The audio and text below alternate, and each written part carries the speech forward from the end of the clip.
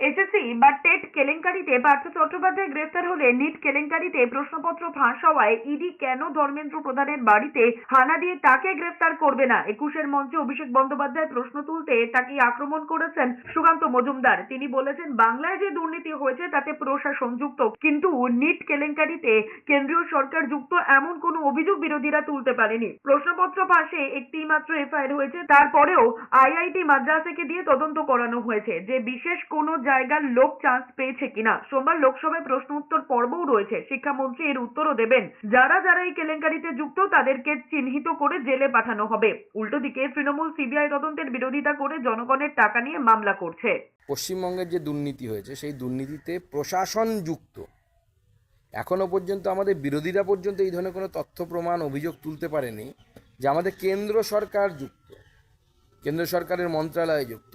আমরা আইআইটি মাদ্রাসকে দিয়ে এই বিষয়ে থরলি স্টাডি করিয়েছি যে কোনো প্যাটার্ন আছে কিনা গোটা দেশে, যে বিশেষ এক জায়গার লোক চান্স পাচ্ছে বা বিশেষ এক শহরের ছাত্রছাত্রীরা চান্স পাচ্ছে।